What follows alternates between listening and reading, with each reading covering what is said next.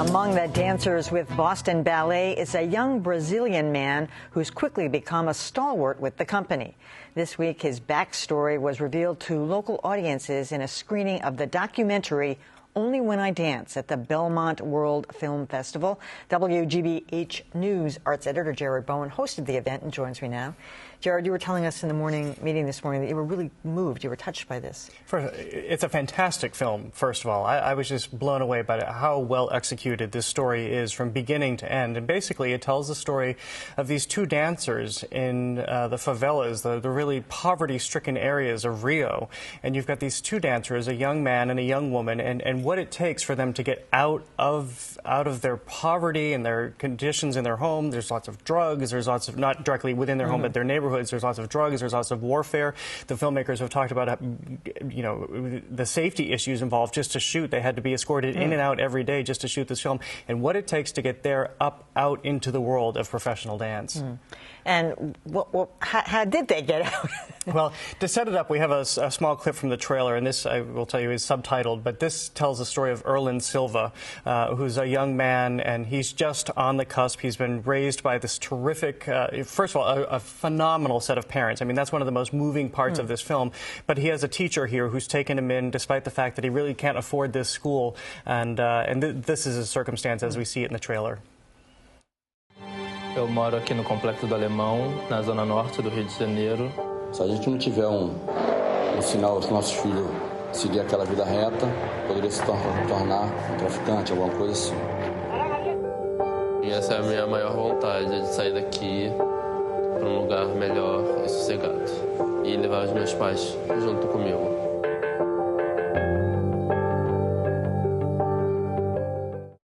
So now, are they with the Boston Ballet? Well, Erland is now with the Boston Ballet, but your last question leading into the trailer is how do they get up? And it's simply because he is a magnificent dancer. And this is one of the things that always strikes me about art is that it does find you, I think. I think you have to, if you have this incredible talent, it does find you. Although I moderated this discussion with him afterward, and basically what had happened is he had gone to this dance recital with a cousin of his, and I asked him if that, or perhaps there was somebody from the audience asked if that hadn't happened, would you be the dancer you are today? And he said no. And it's the first time that I've ever heard an artist say, if it wasn't for that moment, I still might be back, I might be dead, I might be, caught up in drugs, but I'd still be in these conditions. Usually artists will say to you, no, it's in me and it had to get out.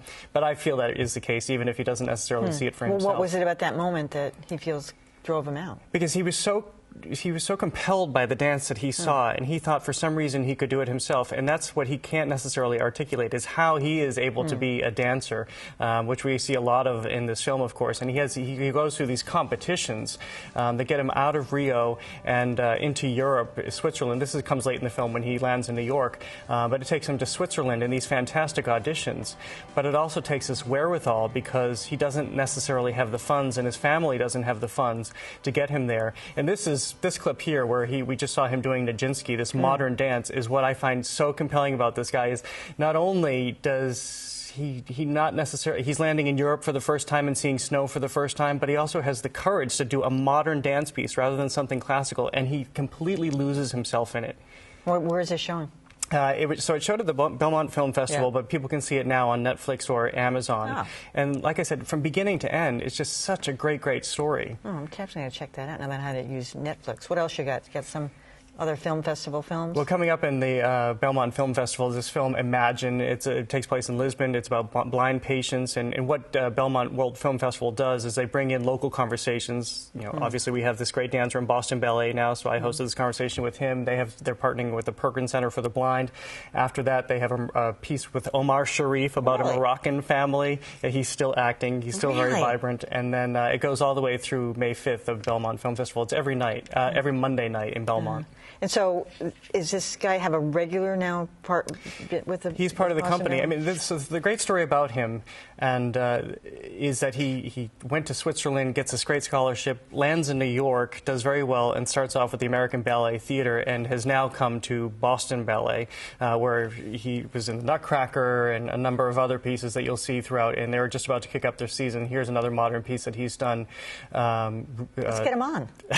We'll have to have him. I'd love to have him come over. But you'll see him in two contemporary dance programs. Forget talking about him through you. I'm going to have him right here. He's great. You'll be impressed. I will. I'm sure I will be. All right, Jared Bowen, that was great. Thanks so much. All right. Appreciate it.